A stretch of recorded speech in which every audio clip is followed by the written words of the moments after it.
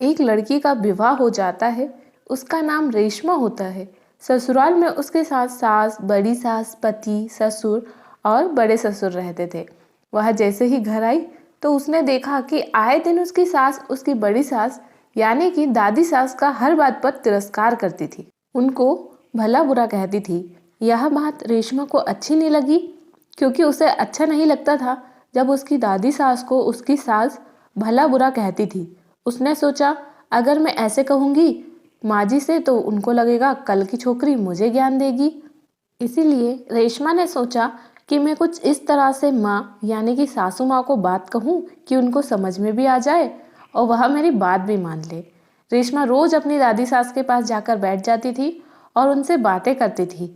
यह बात उसकी सास को अच्छी नहीं लगी और उसने रेशमा से पूछा, बहू तुम रोज बुढ़िया के पास आकर क्यों बैठती हो?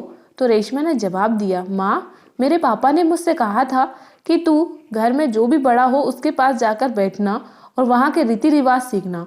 उन्होंने मुझसे कहा था कि हर घर के रीति रिवाज अलग होते हैं, तो तुझे वहाँ के रीति रिवाज किसी बड़े के पास बैठकर सीखना है। और यहाँ तो दादी ही बड़ी है, इसीलिए मैं उनके पास आकर बैठ जाती हूँ।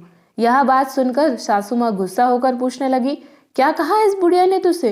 रेशमा ने उत्तर दिया, माँ दादी माँ ने तो मुझसे कुछ नहीं कहा, बस मैं ही कुछ दिनों से देख रही हूँ कि उनको प्लेट में रोटी ना देकर किसी पत्तल पर रोटी दी जाती है, बस इसीलिए मैं भी पत्तलों को इकट्ठा कर रही हूँ।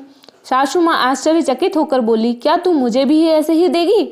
फिर से रेशमा बोली, माँ जी पिताजी ने कहा था जैसे उस घर का रीति रिवाज हो तो उस घर में वैसे ही करना। सासू माँ को यह बात समझ में अभी आई नहीं थी कि वह कितना गलत कर रही थी उनकी दादी सास के साथ। दूसरे दिन रेशमा वापस से दादी सास के पास जाकर बैठ गई। उसकी सास ने फिर से उससे पूछा, आज तुझे क्या बात समझ में आई है?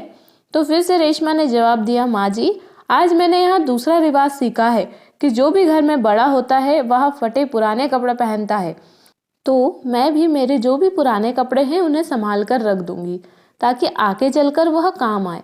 सास ने फिर से उससे पूछा, क्या तू मेरे साथ ऐसा करेगी?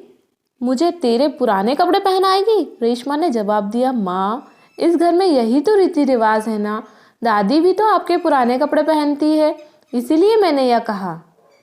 फिर वापस से तीसरा दिन हुआ और रेशमा अपनी दादी के पास जाकर बैठ गई। तो सासू माँ ने फिर से उससे पूछा कि बहू आज क्या सीखा है तूने इस बुढ़िया से?